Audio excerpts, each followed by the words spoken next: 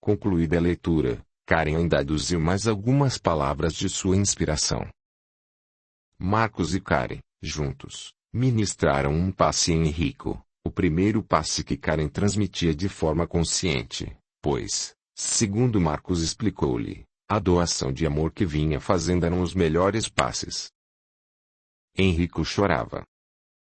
Acalmando-se, após algum tempo, declarou: Doutor Marcos, quero que o senhor seja testemunha do que vou dizer neste momento. Sou um homem rico de dinheiro e pobre de virtudes. Só tive um pouco de felicidade neste mundo, de verdade, depois que conheci Karen.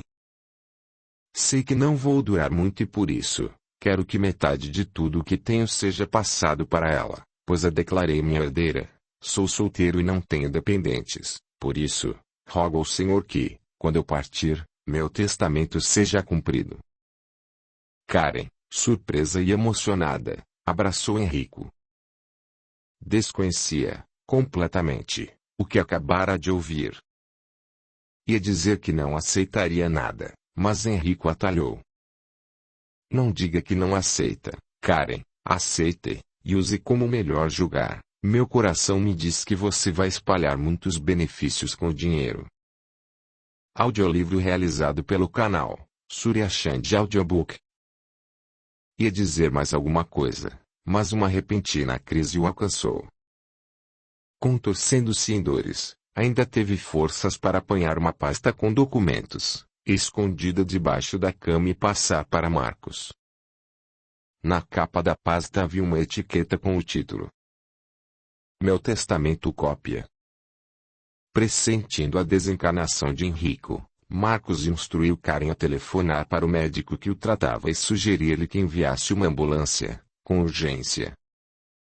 O espírito de uma jovem muito bonita aproximou-se e me cumprimentou. Era a protetora de Enrico. Como Karen, afagava-o, com extrema doçura. Olhou para Karen, demonstrando intensa gratidão pelos cuidados que dispensava ao seu protegido. O Dr. Leonardo, médico de Enrico, logo chegou e ficou feliz pela coincidência de encontrar Marcos ali, pois haviam se conhecido no congresso. Enrico, em estertores, ainda disse, em italiano: Doutores Leonardo e Marcos, para mim está tudo acabado, por favor. Metade de minha fortuna destina-se à senhorita Karen. Meu testamento é definitivo e total. Quero que os senhores sejam testemunhas, caso seja necessário perante a lei. Prometam-me, por Deus. Leonardo e Marcos apenas balbuciaram. Sim, prometemos. Marcos dirigiu sentida prece a Jesus, rogando o bem de Enrico. Karen e Leonardo acompanharam-no na oração. Os parentes foram avisados, mas nenhum veio ver Enrico, naqueles seus últimos momentos terrestres. Enrico desencarnou. Embora só Karen derramasse lágrimas por aquele espírito que retornava à pátria infinita, suas lágrimas continham o sublime energético do amor. Bem razão tinha Allan Kardec quando comentou, em O Evangelho segundo o Espiritismo, no capítulo 14, sobre o parentesco corporal e o espiritual. Afirmou o mestre Leonés que o que une os espíritos não são os laços da consanguinidade, mas os da simpatia e da comunhão de pensamentos. Pois ali, três pessoas de origens bem distintas, dedicando amor a Enrico, com ele formavam uma família. Dois espíritos bondosos chegaram e, lentamente, começaram a desatar os laços que prendiam o perispírito de Enrico ao corpo, este tão danificado. De forma similar à desencarnação de Vito, também Enrico seria assistido numa instituição socorrista do plano espiritual, dependeria das projeções de sua tela mental lá permanecer, se demonstrasse o sincero arrependimento, ou ir ter com espíritos infelizes, estacionados em regiões sombrias, caso se revoltasse com a dor que inexoravelmente permaneceria com ele para reequilibrá-lo. A convite do Dr. Leonardo, Marcos prolongou sua estadia na Itália, ajudando inclusive com as providências para o traslado do corpo para o Brasil, a pedido de seus pais.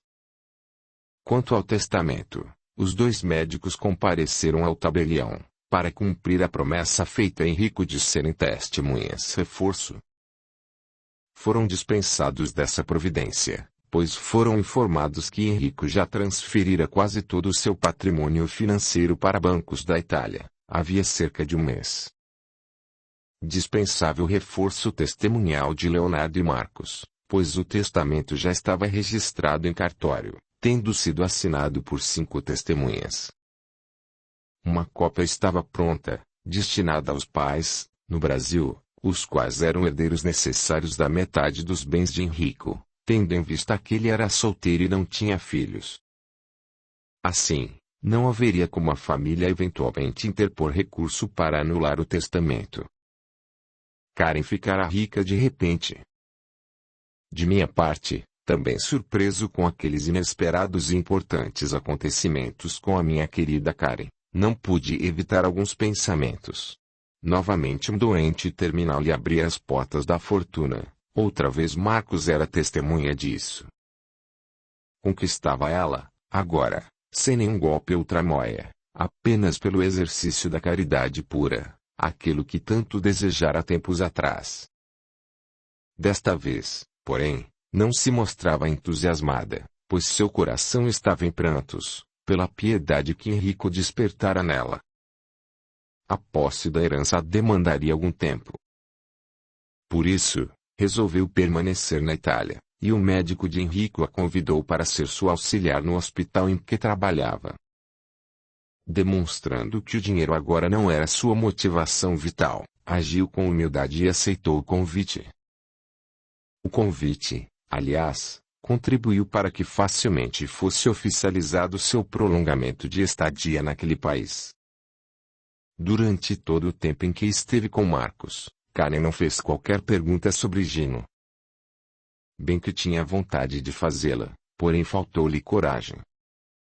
Por seu turno, Marcos queria falar sobre o amigo, mas também não encontrou jeito. Só no aeroporto, quando do retorno de Marcos ao Brasil, Karen tocou no assunto. Inconscientemente levou a mão à cicatriz e, sufocada por lágrimas, pediu: Marcos, se você é meu amigo de verdade, não diga a Gino que me viu.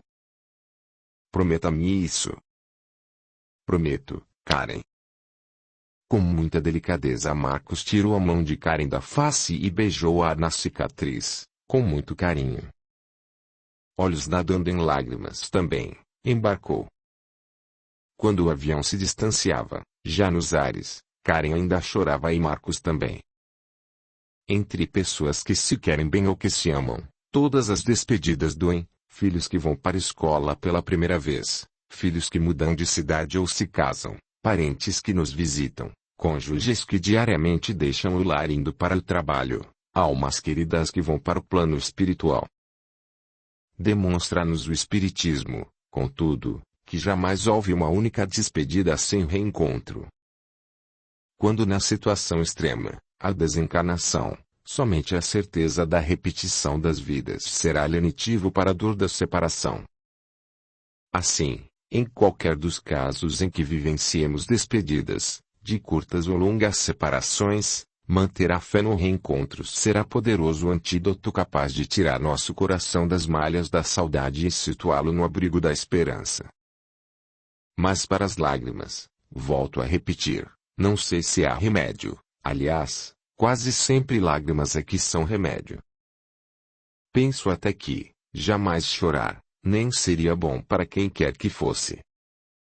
Parece que só quando eu for um anjo, no futuro distante, bem distante, ficarei sabendo se os anjos também choram. Capítulo 20. Alegria no céu. Na minha estadia na Itália, junto a Karen, não deixava, a miúde, de me comunicar com Letes.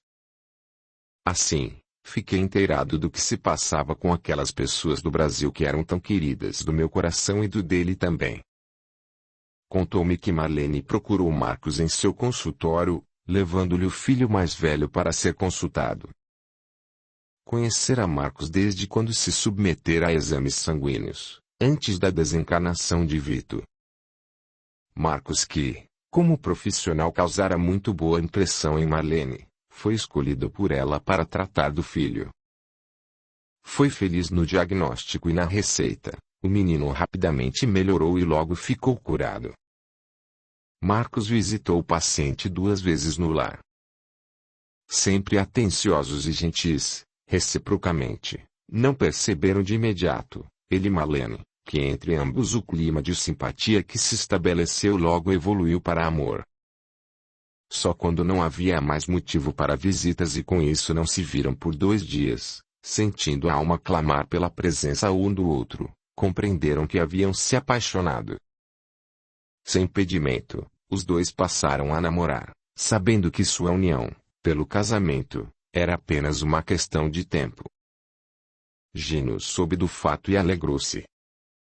Durante o namoro, ajudado por Letes, Marcos conseguiu demover Marlene da proibição que impedia seus filhos de se aproximarem dos de Aurélia. Guerino e Lise, sentindo as nuances de um vazio existencial, com muita alegria haviam concordado com a sugestão de Gino, para abrigar, em seu lar os netos ilegítimos. Não se arrependeram, a casa encheu-se de luz espiritual, pois as crianças eram carinhosas com os avós e viviam aos agrados, beijos e carinhos para com eles. Embora o mais novo fosse soropositivo, as características do seu quadro patológico indicavam que a síndrome não apresentava tendência para a imunodeficiência. Caso muito raro, a criança realmente era portadora do vírus da AIDS, só que do tipo HIV-2, como é oficialmente denominado o vírus mais brando, aquele que, inclusive, pode ser mantido pelo sistema imune sem causar grandes danos ao organismo. Seria o mesmo tipo de vírus que afeta a grande parte das populações africanas e asiáticas. Sobre o caso particular do filho de Aurélia, Florencio explicou-nos, a Letes e a mim, que tais situações, em alguns casos como aquele, são caminhos do plano espiritual para que a fraternidade desperte entre os familiares e o doente. Disse mais. Se vocês observarem bem, a humanidade tende a descobrir imunização contra mais esse devastador vírus, pela vacina. A vacina não tarda, na verdade, mas mesmo assim ele ainda estará presente em todos os cantos do mundo, induzindo os homens à retidão moral. Quando o homem for bom e obedecer às leis divinas, as doenças, todas as doenças, serão apenas tristes lembranças de um passado de infeliz comportamento. Fiquei sabendo também que Anita procurou Marcos, por terem aceitado o convite para conhecer o centro espírita que ele frequentava. Explicou-lhe que a pessoa que dava carona para ela e Olga, para irem ao outro centro espírita, havia se mudado. Marcos respondeu que a frequência era livre, esclarecendo, porém que, para elas frequentarem as reuniões mediúnicas teriam de esperar algum tempo, destinado a estudos doutrinários. Durante esses estudos deveriam assistir palestras, receber passes e, se possível, engajarem-se em alguma das várias atividades assistenciais do centro espírita. Anita e Olga foram assistir a uma palestra. Fomos com elas. Florencio, Letes e eu. Quando chegaram, o coração de Olga quase parou. O presidente do centro era aquele homem rico, visto no jornal que Cari lhe entregara, pedindo um trabalho. Olga, cujos braços ferimentos deixaram com movimentos irreversivelmente limitados, sentiu-se mal. Teve a impressão até que as dores voltaram, quando viu Gino. Quis ir embora, imediatamente. Anita, sem entender a reação da amiga, acompanhou a saída, aflita. Olga, já fora do centro espírita, confessou o porquê da sua retirada. Você não vê que talvez Anita foi incisiva e prática justamente por isso, é que veio aqui? Como assim? Pois se o homem está ali, não será porque Deus está dando a você a oportunidade de lhe pedir perdão. Mas, se eu pedir perdão, terei de contar o motivo e estarei colocando Karen numa horrível situação. Pelo contrário, Olga. Se você contar para ele que foi por amor, Aí é que você estará talvez ajudando, quem sabe, aos dois? Deu uma piscadela marota, gesto esse que induziu Olga a retornar ao centro espírita. Ouviram a palestra. Gino percebeu o quão insistente era o olhar que aquela mulher com o braço na tipóia lhe dirigia. Terminada a reunião, os assistentes foram se retirando. Gino, cuidando que aquela mulher estava com alguma dificuldade, dirigiu-se a ela. Boa noite, minha irmã. Há alguma coisa que a senhora quisesse comentar conosco sobre a palestra? Olga estava assustadíssima. Não tinha como começar a falar. Anita, ao seu lado, cutucou-a levemente. Olga, ainda assim, sentia a língua imobilizada. Nós nos conhecemos? Gino procurou deixá-la à vontade. Olga não sabia o que dizer. Sua alma fervia ante sentimentos que se entrechocavam, indo do arrependimento, em ter comparecido naquele centro, ao medo, de que o homem à sua frente viesse a conhecer seu passado. Gino, percebendo que a mulher estava atrapalhada, amparou-a, gentil. Como é o nome da senhora? Olga. É a primeira vez que vem aqui? Sim. O que a trouxe? Vim com minha amiga. Alguém lhes indicou nosso centro? Olga teve medo de responder a verdade. Se dissesse que estavam ali, ela e Anita, a convite de Marcos, teria dificuldade em ocultar o resto. Neste momento, porém, Anita e Marcos aproximaram-se. Olga, este é o Dr. Marcos, Anita apresentou-o. Olga correspondeu ao aperto de mão e a seguir declarou que precisava ir embora. Anita, sem entender, acompanhou-a. Marcos, ficando a sós com Gino, comentou. Esta senhora que veio comigo enfermeira no hospital municipal, onde Aurélia esteve. Segundo me disse, aquela sua amiga trabalha lá também, na cozinha. Ambas têm muita mediunidade e foi por meu convite que vieram conhecer o centro. Estou contente. Gino, pensando em Olga, perguntou. Aquela senhora, Olga, por que será que ficou tão atrapalhada perto de mim? Alguma coisa me diz que ela já me conhecia e inclusive sinto que há ligações espirituais entre nós. Marcos nada sabia sobre o passado de Olga, por isso, não pôde esclarecer a dúvida do amigo. Como as duas mulheres não mais retornassem ao centro espírita, Gino comentou esse fato com Marcos, que também já o tinha notado. Marcos telefonou para Anita perguntando-lhe a causa de não ter voltado ao centro com sua amiga. Anita deu uma desculpa e Marcos considerou o assunto encerrado. A casa destinada aos aidéticos terminais, ligada ao ambulatório da usina, vinha sendo usada também pela prefeitura pelo convênio firmado. Dos 15 leitos existentes, 5 eram destinados a pacientes encaminhados pela Secretaria Municipal da Saúde. De um modo geral, todos os pacientes eram pobres. Alguns, mendigos. Havia grande dificuldade em conseguir pessoal de apoio para trabalhar na Pensão da Paz, nome daquele bendito recanto, onde tantos pacientes eram internados com o terrível veredicto da morte próxima. Na Pensão da Paz, assim, ocorria alta rotatividade de pacientes que desencarnavam, e de empregados que pouco tempo permaneciam no emprego. Marcos colocou um anúncio no jornal, para o cargo de enfermeira-chefe. Decidiu que as entrevistas seriam realizadas por ele. Surpreso e feliz, viu Anita dentre várias outras candidatas. Anita, surpresa também, disse que havia se aposentado, mas que precisava reforçar o orçamento. Foi contratada. Por sua indicação, Olga também, para coordenar a cozinha. Os planos superiores da espiritualidade encaminhavam, assim, os espíritos certos, para os lugares certos. Lembrei-me que no curso de Anjo da Guarda, Certa vez, ouvimos uma instrutora encerrar aulas sobre reencarnação, com as seguintes palavras: moramos todos na rua do nosso merecimento e no quarteirão dos nossos erros.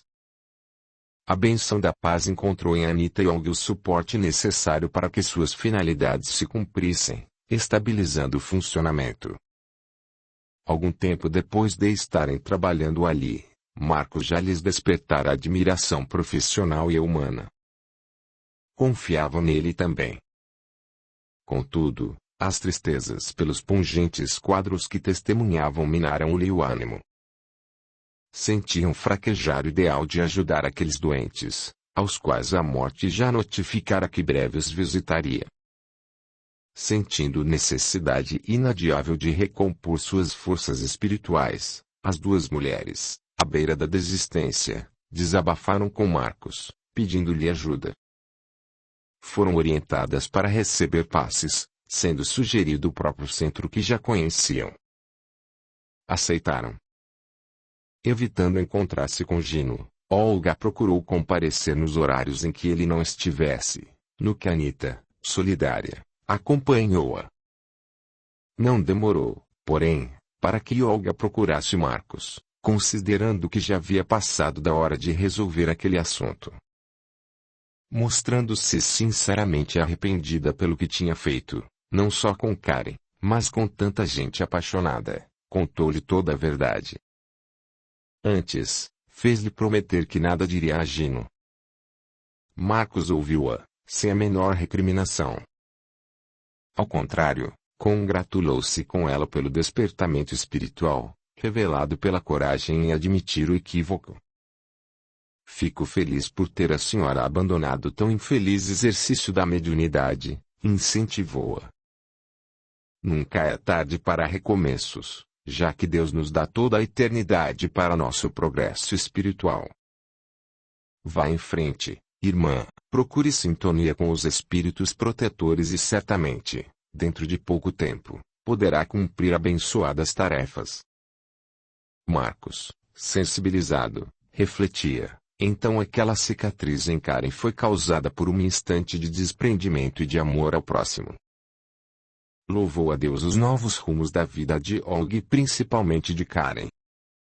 Como havia prometido, primeiro a Karen, quando se encontraram na Itália, e agora, para Olga, nada disse a Gino. Interiormente, contudo, condoía-se em ver a permanente nostalgia do amigo, como que se a saudade o tivesse eleito por companheiro. Capítulo 21. A geometria vem de Deus. Até receber a parte da herança deixada por Henrico, Karen trabalhou com o médico dele, ora no hospital, ora atendendo outros pacientes aidéticos.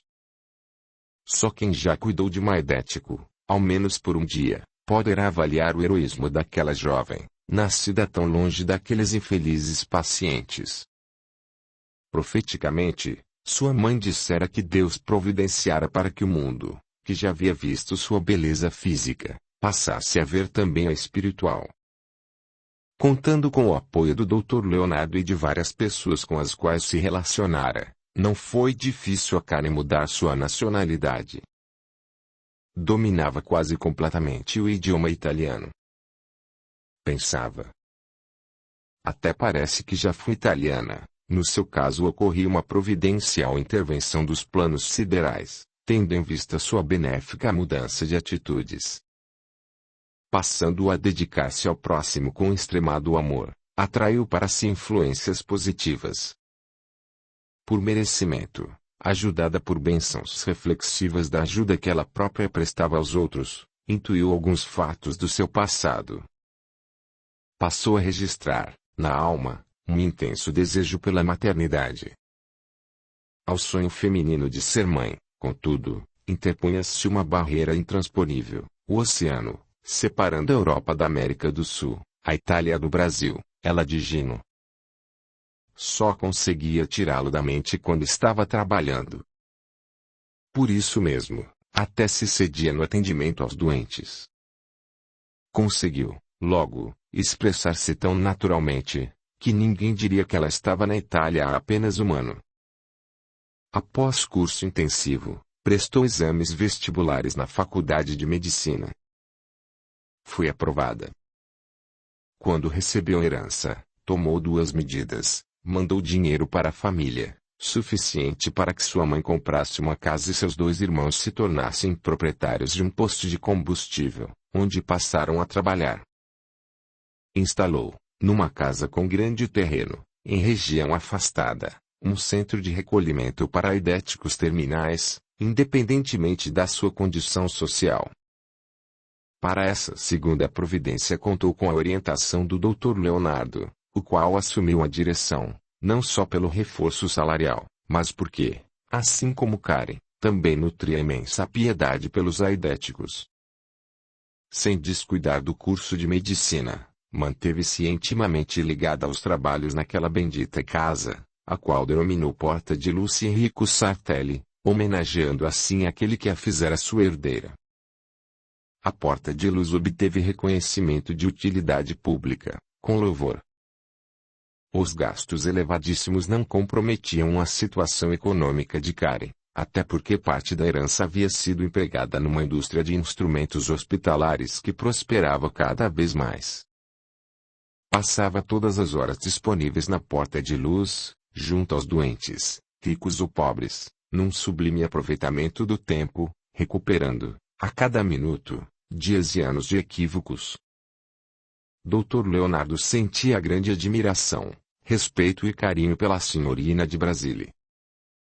Pressentindo o grande vazio no coração daquela jovem tão valorosa, buscou ajudá-la. Karen, onde está a chave? Chave? Sim, do cadeado. Que cadeado? Que trancou seu coração. Olharam-se profundamente, com amizade plena. Lágrimas responderam por Karen. Leonardo intuiu que havia um drama intenso guardado por aquele cadeado, melhor, talvez, seria não abri-lo. Só voltou a tentar apoiá-la, moral e fisicamente, quando lhe ofereceu operação plástica na cicatriz, pois um grande cirurgião de renome mundial e seu amigo estaria participando de um congresso médico em Roma. Dr. Leonardo, Karen surpreendeu, até o destino colocar essa cicatriz no meu rosto. Eu me considerava a mulher mais bonita do mundo, a beleza levou-me a descaminhos, que nem seria respeitoso contar-lhe. Trabalhei algum tempo com aidéticos terminais no Brasil e em todos eles notava grande constrangimento ao serem atendidos por mim. Desde a cicatriz, contudo, todos os pacientes que tenho atendido intuem que algo grave aconteceu com meu rosto e isso nos aproxima, despertando instantânea empatia. Como o senhor pode imaginar, a cicatriz precisa ficar onde está. E assim o tempo passou. Procurei Florencio e pedi-lhe que me ajudasse. Ajudar em quê? Respondeu-me sorrindo. Karen está tão bem. Mas não é sobre Karen. Sobre quem, então? Gino. Florencio assumiu o ar compenetrado e após refletir bastante informou. Na vida de todos nós existem cantinhos tão ocultos, quanto ângulos bem abertos. Nas coisas do amor, então. Olhava-o sem entender. Prosseguiu, com retórica geométrica. Como sabemos, o livre-arbítrio é uma das três faces do triângulo equilátero. No instante alfa da nossa criação por Deus, as outras duas faces são a inteligência e a consciência. Esse triângulo até pode nos representar, tendo a base no alto, dirigindo a bissetriz para baixo, isto é, nascemos de Deus e mergulhamos na matéria, para a fieira das reencarnações. Gino, pelo seu proceder cristão, cada vez mais se aproxima do retorno à feição equilátera, quando inverterá a posição da base. A seguir, passeio filosoficamente pela geografia. Somos como os rios, nascemos pequeninos e vamos em frente, sempre em frente, aumentando nosso caudal de experiências. Ora os rios se acoplam a outros rios, sendo-lhes afluentes, ora constituem afluxo para outros, da mesma forma como nos ligamos a outros espíritos. Assim como a correnteza ora pende para a margem esquerda, ora para a direita, também nós, ora agimos no bem, ora no mal. As águas às vezes têm largueza de leito, ora se afunilam, tal e qual nossas várias vidas, ora mais fáceis, ora tão difíceis. A jusante de cada obstáculo vencido, segue o rio seu destino inexorável, rumo ao mar, sendo isso mesmo que ocorre conosco, a cada desencarnação-reencarnação, rumo à perfeição possível. Ouvia-o atento. Era sempre agradável ouvi-lo. Respirou fundo e complementou. O fato é que fomos criados por Deus simples e ignorantes, no dizer dos espíritos que arrimaram a codificação do Espiritismo na questão 121, do Livro dos Espíritos. Contudo, é lei divina que evolveremos para espíritos simples e sábios. Mas o que é mesmo que você queria que fosse feito por Gino? Nada. Percebi que nem deveria pedir auxílio para promover encontro entre Gino e Karen. Lendo meu pensamento, Florencio tranquilizou-me. Não devemos forçar determinadas circunstâncias da vida, quanto ao amor de duas criaturas. O amor universal, talvez criação primeira de Deus, que é o próprio amor integral, tem admiráveis caminhos, perfeitos, oportunos. Ao nos despedirmos, notando ligeira frustração que não pude evitar, Florencio aconselhou. Nada nos impede, no entanto, rogar a Jesus que suceda o melhor para eles. O clima no salão nobre da Faculdade de Medicina fervilhava, com as emoções pela colação de grau de doutoramento. Doutorandos e familiares viviam os instantes felizes proporcionados pela vitória que o diploma significava, concretização de um ideal. Karen era a mais feliz da turma. Sua mãe, os irmãos e Anita, estavam orgulhosos dela. Tinham vindo à Itália, pois ela não aceitou recusas, inclusive remetendo passagens aéreas para todos, de ida e volta, anexas ao convite de formatura. Olga, convidada também, não quis vir, de jeito nenhum, com medo de avião.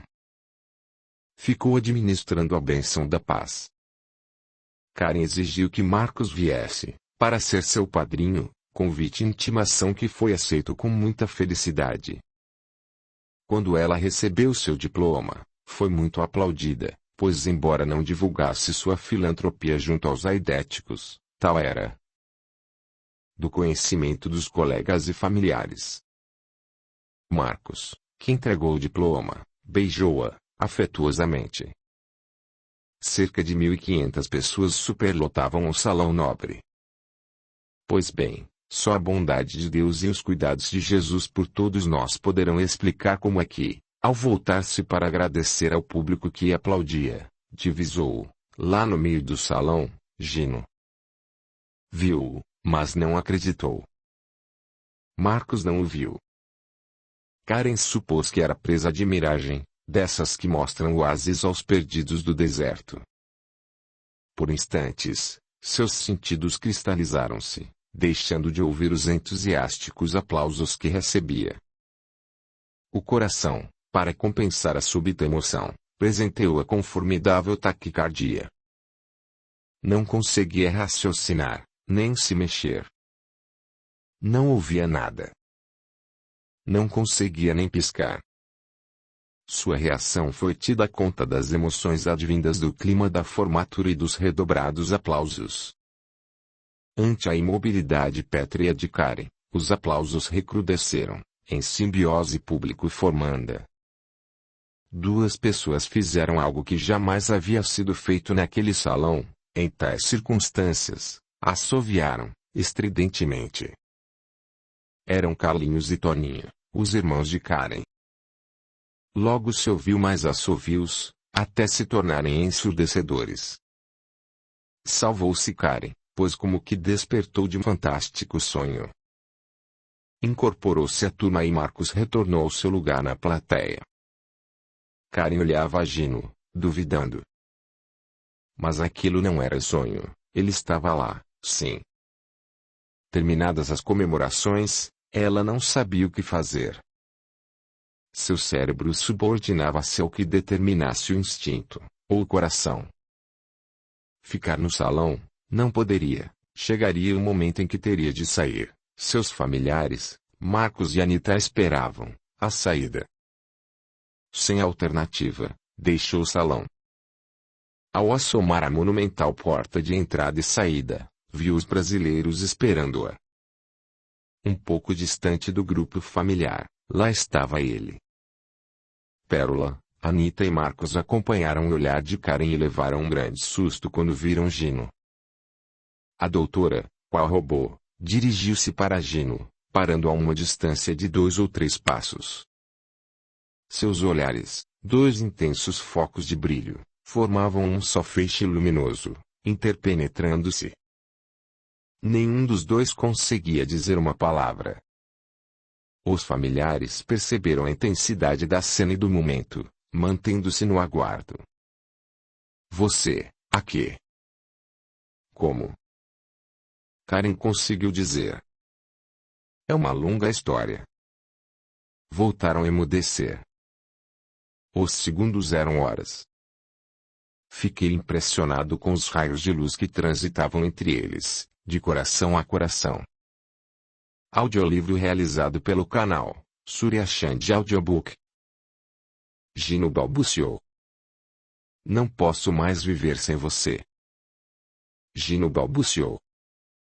Karen teve a impressão que, dentro do peito, 1000 violinos tocaram uma doce sinfonia. Seus lábios, apenas seus lábios, movimentaram-se, emitindo a resposta silenciosa. Eu também. Após muitos anos de inclemência sentimental, Gino também ouviu, no íntimo, acordes da música da felicidade. Desrespeitando todas as leis físicas da dinâmica e da cronologia, a distância que os separava desapareceu, sem fração de tempo. Quando se deram conta, estavam enlaçados, num abraço que uniu seus corpos praticamente por inteiro. Dentre tantos casais que se beijavam por ali, eles seriam apenas mais um. Seriam, se o apaixonado beijo não representasse o clímax feliz de um demorado tempo. Tempo de encontros, desencontros e reencontros, uniões, rompimentos, desajustes. De ajuste, ali, finalmente. Gino suavemente encostou sua face na cicatriz de Karen e assim permaneceu também longo tempo. Pena que os encarnados próximos não pudessem ver o que vi. Justamente do ponto onde a cicatriz anunciava quão grave tinha sido a queimadura, saíam pequeninos, porém, intensos raios de luz, de várias cores. Mais tarde, Gino explicou a Karen. Tive a maior surpresa da minha vida, há 2 semanas, quando fiquei sabendo que você estava na Itália. Tenho certeza que não foi coincidência, mas sim, graça de Deus. Os Orepes e os Sarteles fecharam um grande contrato, e as famílias ficaram amigas. Sabendo que eu cuidava de aidéticos, contaram-me terem recebido uma carta, vinda de parentes da Itália, comentando sobre a porta de luz Enrico Sartelli, cuja fundadora, uma brasileira que há 7 anos se mudara para lá, cuidara de Enrico e agora iria receber o diploma de médica. Coincidência, não? É semelhante à bênção da paz, que o Grupo Orep mantém no Brasil. Perguntando aos Sarteles se a carta informava o nome da fundadora da Porta de Luz, responderam-lhe. Karen, doutora Karen.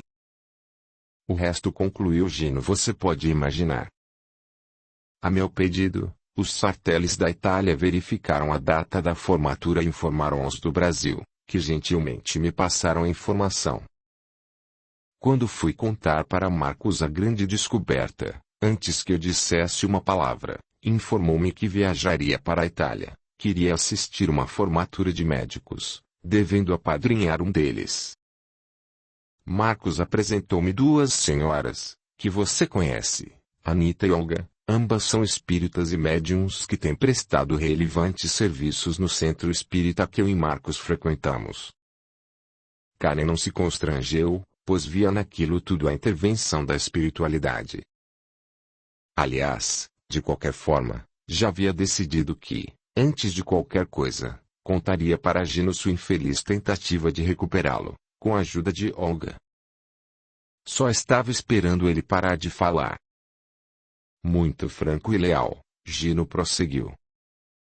Anita procurou me informando que precisava viajar para a Itália, mas que em menos de uma semana voltaria. Quando pedi detalhes da viagem, atrapalhou-se toda, denunciando que estava escondendo alguma coisa. Sabendo da amizade de Anita com Olga, procurei-a, perguntando-lhe se sabia o que a amiga ia fazer na Itália. Fui surpreendido. Olga, no impressionante desabafo, contou tudo. Pediu-me perdão, o que me sensibilizou profundamente. Disse-lhe que a única coisa errada que fez foi ter ocultado que você me amava.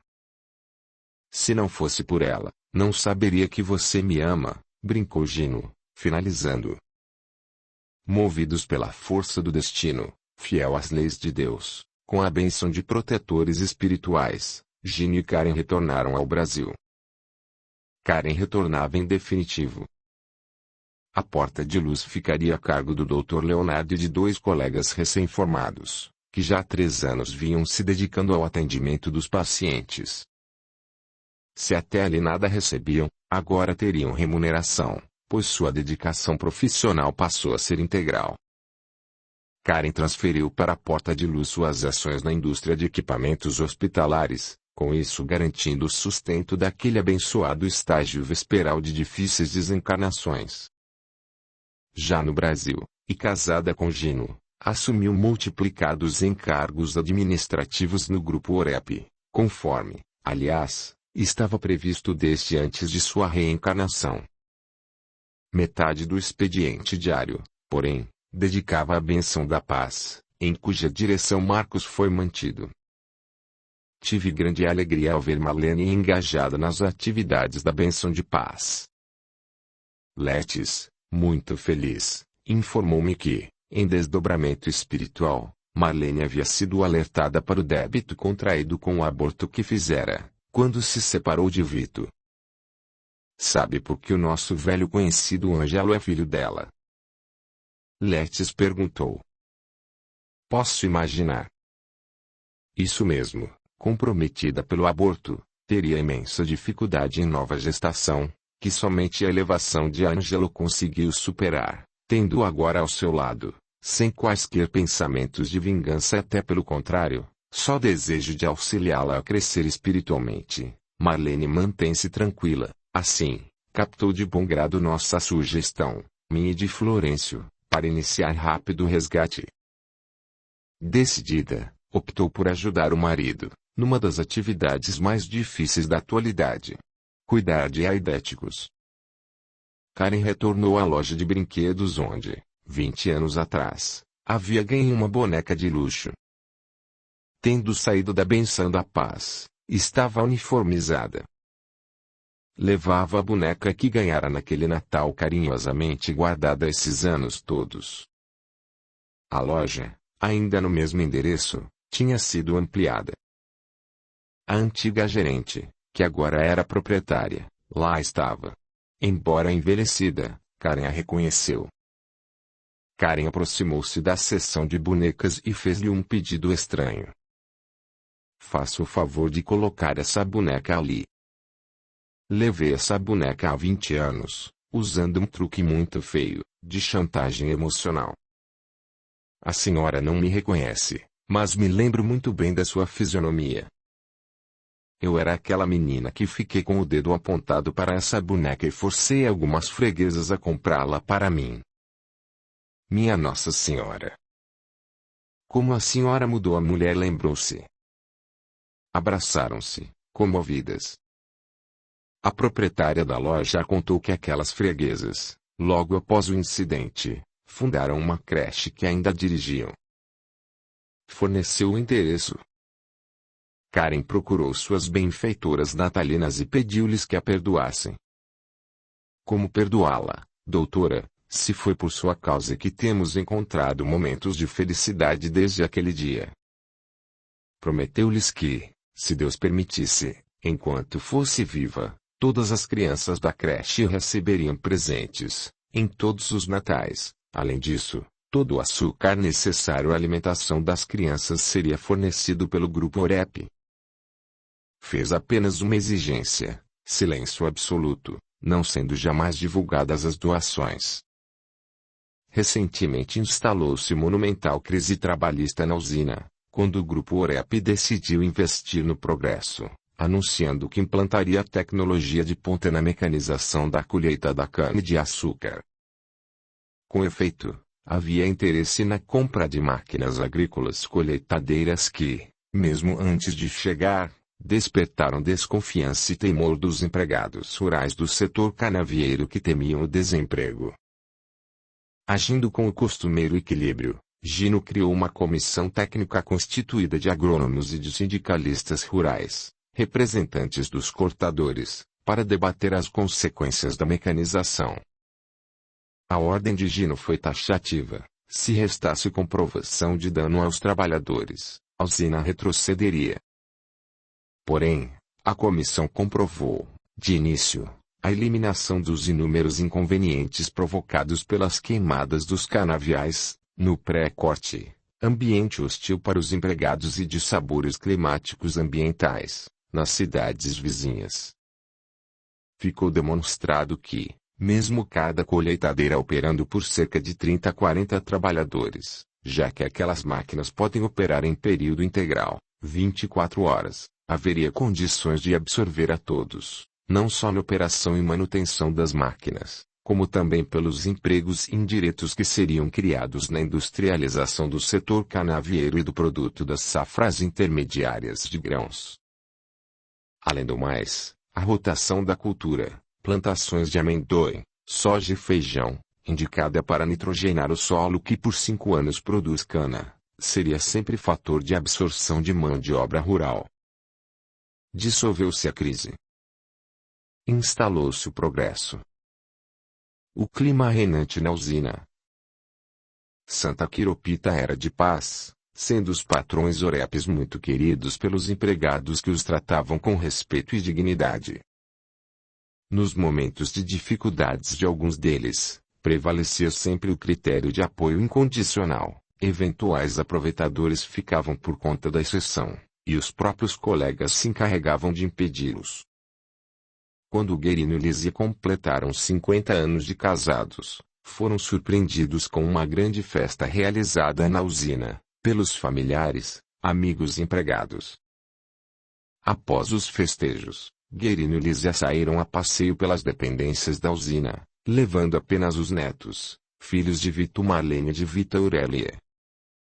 Pararam em frente às 4 colossais chaminés. Perguntou o neto mais novo para que serviam. Afagando a criança, que vivia doentinha, respondeu o avô, dirigindo-se aos netos. São túneis para o céu. Como os netos não entendessem, explicou. Todos nós nascemos aqui embaixo, na terra, e após cumprirmos nossos deveres perante Deus, voltamos para Ele. Observem como as cinzas ficam no chão e lá em cima a fumaça branca vai subindo. Completou, para os espantados netos. Vejam como o fogo purifica as toras de lenha, produzindo coisas boas com o calor, desprezando as cinzas e mandando lá para as nuvens só a fumaça. Pois bem, da mesma forma, a vida também nos purifica, por meio das provações e dificuldades. Nascemos, lutamos, e depois retornamos para a pátria espiritual, de onde viemos. As cinzas representam nossos corpos, depois de cumprirem sua missão, e a fumaça branca é o nosso espírito. Achava-me em orações de agradecimento a Jesus, pelo feliz encaminhamento de minha tutelada, quando fui convocado a um encontro com Florencio. Parabenizando-me pelo sucesso da minha tarefa, abraçou-me demoradamente e disse: Karen conseguiu sobrepor-se aos enganosos festejos terrenos da fortuna e da beleza. Graças a Deus. Com Gino, praticamente tem um anjo da guarda ao seu lado, além de sempre poder contar comigo, já que é meu dever ajudar os Orepes. Karen anseia pela maternidade e temos a certeza que será mãe dedicada. Isso é muito bom, pois já está na hora de Cantídio e Aurélia retornarem aos embates da carne. Mais tarde, também irão Clovis e Henrico. Vito irá por último. Clovis e Henrico, que conspurcaram o empréstimo divino de um corpo físico perfeito, realizarão estágios físicos relativamente curtos, tão somente para reequilíbrio dos perispíritos que eles danificaram. Mais triste será o retorno de Vito, espiritualmente encarcerado em cérebro danificado. Dessa forma, Karen terá 3 filhos com problemas difíceis e mais 3, sem problemas. A seguir, olhou-me, perscrutador. Colocou as mãos nos meus ombros. Tive a sensação de que alguma coisa mexeu dentro de mim, como se meu coração tivesse recebido uma doce massagem de bons fluidos. Florencio, com o ar mais sereno da terra ou do céu, com a maior naturalidade, informou. Por graça excelsa de Deus, está na hora de ser interrompida a sua tutela por Karen. Olhei-o confiante, sentindo que as lágrimas, as benditas lágrimas, já vinham chegando aos meus olhos e aos dele também. Acenou para meu futuro. Daqui a alguns anos, além de Gino, Letes e de mim, você estará ajudando seus 5 irmãos consanguíneos. Abraçou-me fortemente. Karen, viúva na velhice, terá em você, como primogênito, o guardião que ora dela se afasta. Como pode perceber, Deus coloca à frente de todos os seus filhos os meios necessários para o progresso espiritual e para os devidos resgates, registrados pelo tempo, muitos deles empoeirados pelos séculos. Fim. Capítulo 22. Juízo final.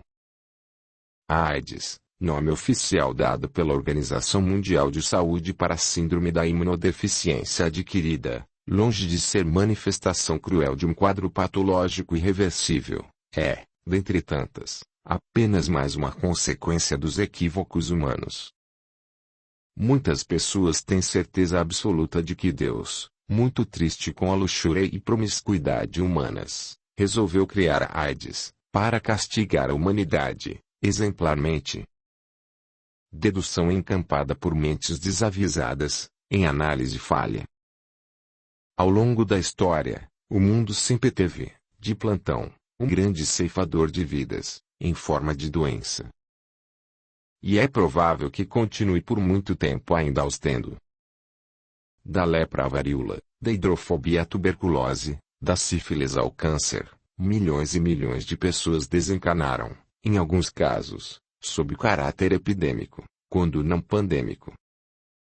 À exceção do câncer, todas essas doenças tiveram encerrado seu caráter epidêmico, sob decisão de espíritos espíritos protetores do planeta, quando o fundamento coletivo de aprendizado espiritual para as vítimas se encerrou, permanecendo casos avulsos.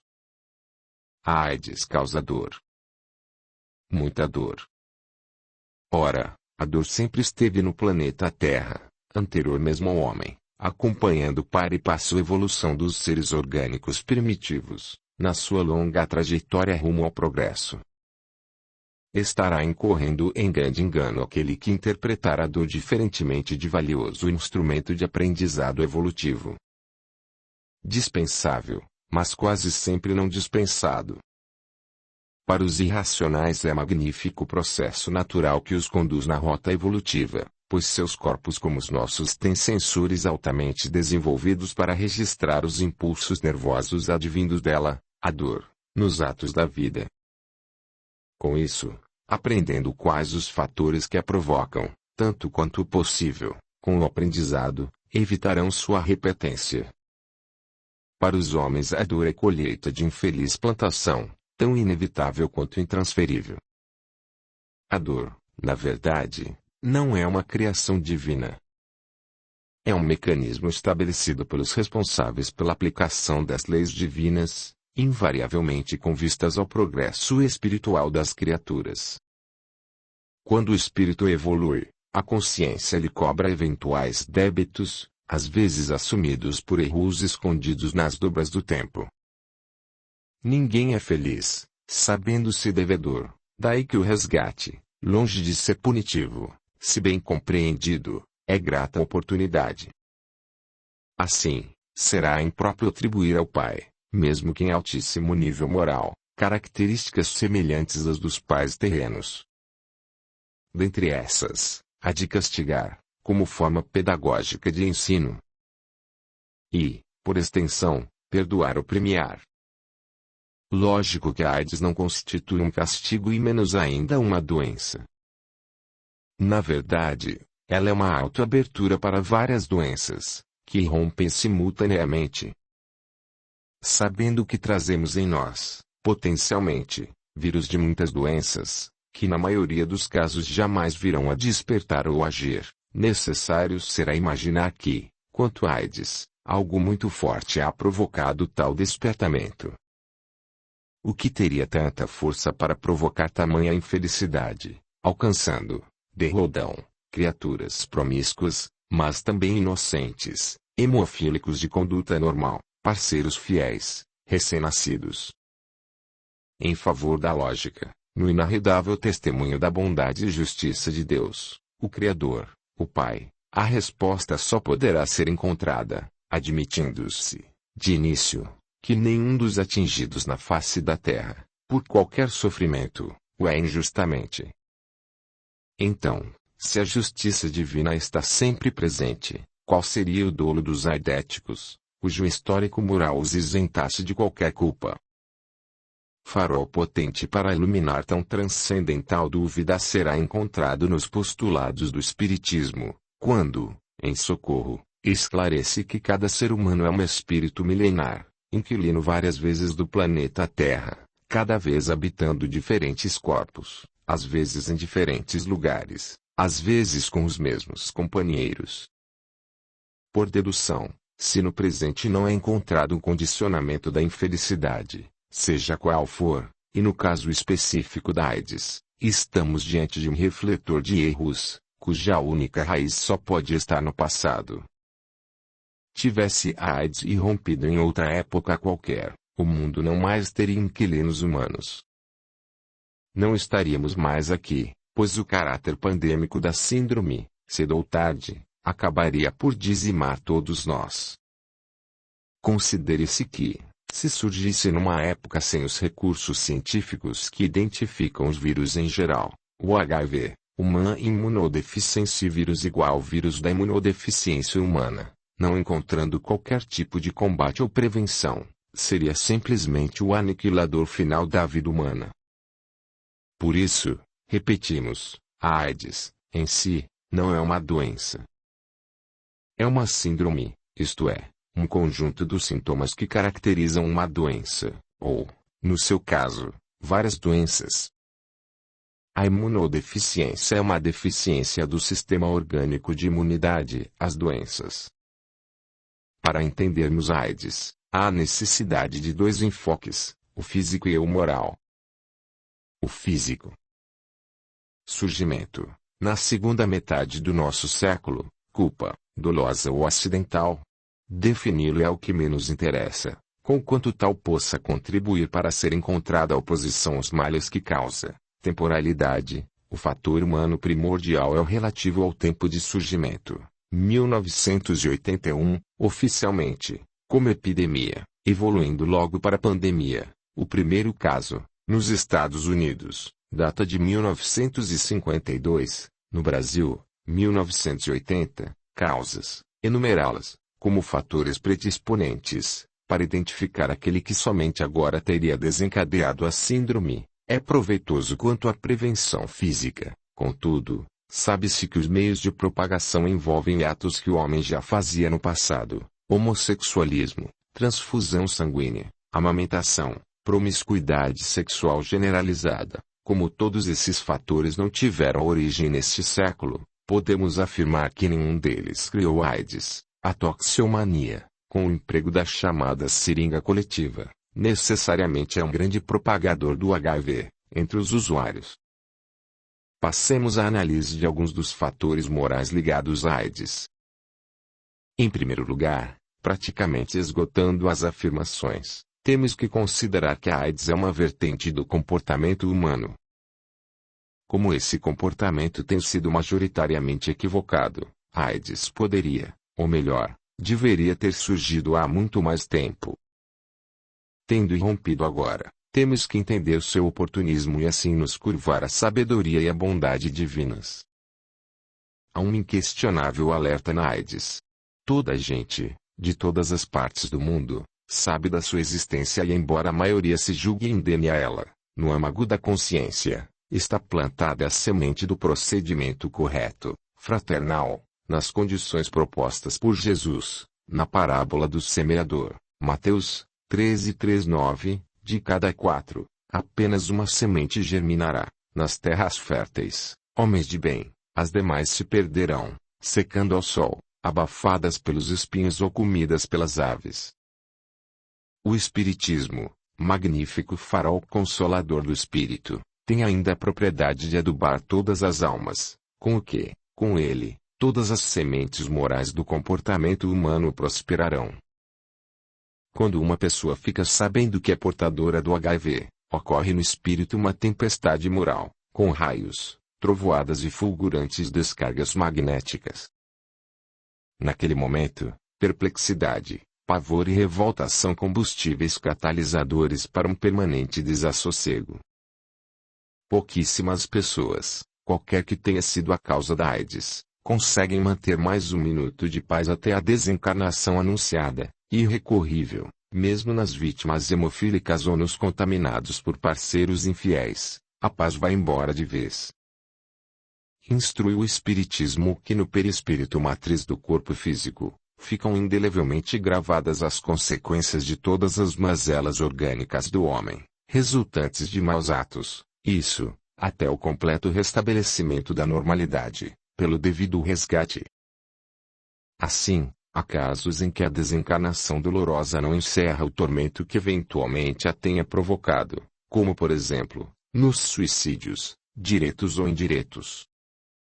A AIDS, quando contraída em promiscuidade sexual ou no consumo de drogas, pode ser enquadrada como suicídio indireto, e nesse caso, após deixar o corpo material que o servia, o espírito permanecerá sofrendo as impressões decorrentes das doenças oportunistas, isso porque o perispírito, que reveste o espírito, obediente ao comando deste, manterá na mente o teor vibratório das mazelas sofridas pelo vaso físico. Até que, pelo arrependimento, ou ainda por merecimento decorrente do saldo de agravantes e atenuantes, seja socorrido por entidades angélicas. Mas, de qualquer forma, haverá um longo período de infelicidades, de dores, de desespero, de ranger de dentes. Missão de todos aqueles que já foram aquinhoados com as bênçãos da doutrina espírita será transferi-las para os aidéticos. E não só para eles, como também aos seus familiares, aos atendentes hospitalares em geral e a quantos mais possível.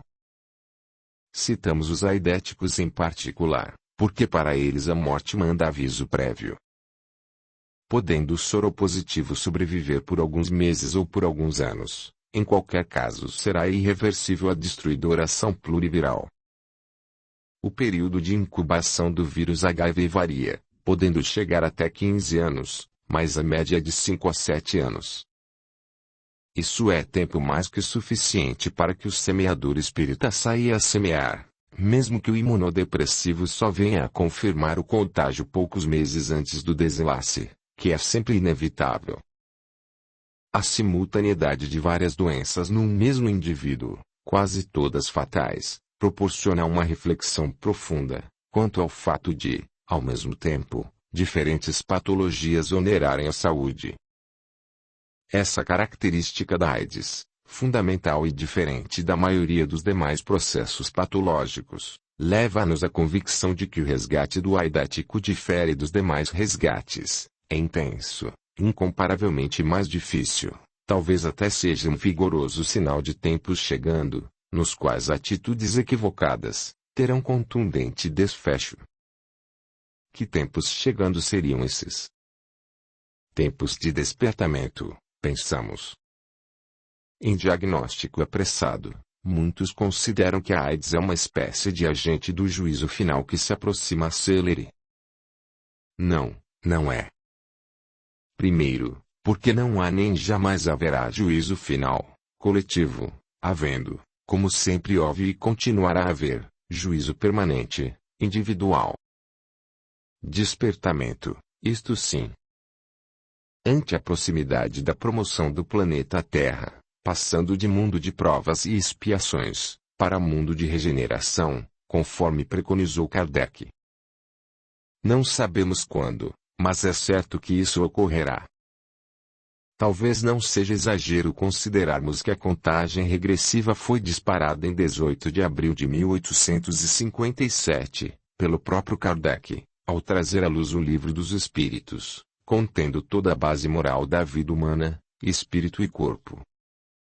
Os portadores do HIV são, em paralelo, portadores do terrível estigma da repulsa social.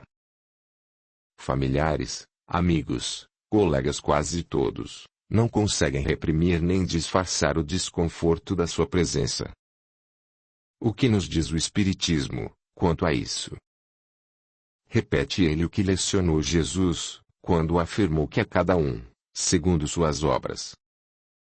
Repulsa social coletiva, hoje, segundo a lógica espírita, terá explicação num passado talvez longínquo. Por exemplo, muitas criaturas, por crueldade, eram banidas do meio social, sob responsabilidade dos recusados atuais. Repulsão causa dor. Dor que só quem já sofreu pode ajuizar. Dor moral. Que dói mais. Quando os jovens dos chamados anos 60 desfraldaram a bandeira do amor livre, viajando no êxtase alucinógeno dos tóxicos, o mundo perdeu importantíssima oportunidade de renovação. Com efeito, logo após a Segunda Guerra Mundial, o plano espiritual, incentivando-lhe as descobertas da eletrônica, possibilitou ao homem meios de comunicação global. O que foi feito dessa descoberta? Muitos investiram na informática, esta maravilha que colocou o homem na Lua e propiciou viagens de naves ao espaço infinito. Outros, infelizmente, adolescentes e jovens, e esse é o enfoque que buscamos, malbaratando os meios de comunicação em massa, disseminaram no mundo todo diferentes modos de se vestir, de se comportar, de viver. A chamada mídia eletrônica insuflou nos quatro cantos do mundo a apologia do consumo, híbrida de arte. Foi criada a música estridente, executada com instrumentos sofisticadíssimos. Nos chamados festivais, viu-se a apresentação dessas músicas, copiando estrutura nitidamente umbralina, gritos alucinantes, gesticulação agressiva, tendo como co-participantes milhões de sequiosos corações, ávidos de novidades. Tóxicos, inclusive, de festival, mesmo, nada, milhares de moços e moças, quase crianças, catalisados pelos líderes das bandas, afetaram-se de psicose delirante aguda, sob lemas espúrios, de pasmar, que uma dessas induções, infelizmente aceita por muitos, era viver rápido, morrer jovem, uma clara alusão ao suicídio. Músicos e fãs, em estado de permanente histeria. Instrutores do plano espiritual conduzem muitos desses espíritos necessitados de duras lições, prestes a reencarnar, à presença das vítimas, encarnadas e desencarnadas, para testemunhar as mazelas da AIDS. Os instruindos visitam, primeiro, aidéticos situados nos tormentosos escaninhos do umbral e, logo a seguir, outros do plano material, muitas vezes, assistindo-lhes a desencarnação. Inesquecíveis lições. A experiência fortíssima e o aprendizado, não menos, constituindo-se em verdadeira vacina pré-reencarnatória contra procedimentos espúrios. Complementando as lições ensejadas pelo testemunho, aprendem que o reiterado procedimento em oposição às leis divinas atinge deleteriamente o corpo perispiritual, gravando nele desarmonias de difícil reparação. Não foi isso que viram no umbral. Tais desajustes, alimentados e mantidos pelo combustível da revolta e da blasfêmia contra o Criador, geram formas de pensamento que mais ofendem a harmonia do perispírito. Reservemos, agora, um espaço para apresentar aquela que, talvez, seja a mais transcendental consideração sobre a AIDS, a probabilidade de que ela seja de origem espiritual. De antemão, não poremos cimento em nossas considerações, deixando que no tempo certo tenhamos a verdade, com melhores esclarecimentos que certamente fluirão dos planos celestiais. Pensamos que a AIDS resulta da encarnação de vírus psíquicos, pois o espírito, no qual pululam pensamentos infelizes, cristalizado em vícios, termina por criar aqueles vírus, fruto das vibrações enfermiças constantes, que lhes garante a sobrevivência e multiplicação. De início, instalam-se esses vírus no perispírito, matriz sublime do corpo físico. Daí, por sintonia, atraem-se aos vírus físicos, polarizam-nos de energias negativas, geradas, de início, repetimos, na alma doentia. Um estudo mais acurado do perispírito e do corpo humano poderá entender o estreito laço que os une, manifestando aquele neste, pelo sistema nervoso central. Não seria demais afirmarmos que o sistema nervoso é a parte mais grosseira do perispírito, ou melhor, a fronteira que separa os dois estados da matéria de que se compõe, que, afinal das contas, é a mesma, só que em diferentes densidades. E mais, estão elencados nas estruturas genéticas dos cromossomos, via o DNA. Ácido deoxirribonucleico, todos os futuros acontecimentos orgânicos da jornada terrena, decorrentes das vidas passadas. Incluem-se, entre eles, as doenças, duração, intensidade, cura. Precioso relógio, obediente à lei de causa e efeito, o DNA é um verdadeiro gravador, imprimindo nas células todas as informações decorrentes de cada ato do homem encarnado. Armazenadas nas células, na forma de um arquivo indestrutível, tais informações renascem quando o espírito reencarna. Assim, determina quando as células deverão detonar a doença, bem como quando desaparecerá. Resgatado o débito, a expiação é excluída da escada helicoidal de dupla hélice do DNA que comanda aquelas determinadas células. Por tudo quanto expusemos, prudente, muito mais prudente, seria o homem combater a AIDS na sua origem, que está no espírito, origem essa que, quando não seja pelo mecanismo que tateamos, que o seja, sem dúvida qualquer, pela reforma dos costumes morais. Reforma íntima. Esta, a mensagem principal da AIDS. Fim. Este audiolivro representa uma contribuição do canal Surya Chand Audiobook, para aqueles que necessitam, como é o caso dos deficientes visuais, e como forma de acesso e divulgação para todos. Se inscreva, ative o sininho, e clique em todas, para receber as notificações de novos audiolivros. Deixe o seu gostei, o seu comentário, e compartilhe. O seu apoio ajuda o canal a crescer. A gratidão é o caminho da evolução. Torne-se membro do canal, e dê o seu apoio ao trabalho realizado com muito carinho para você. Lembre-se de valorizar e reconhecer o trabalho do autor, adquirindo suas obras.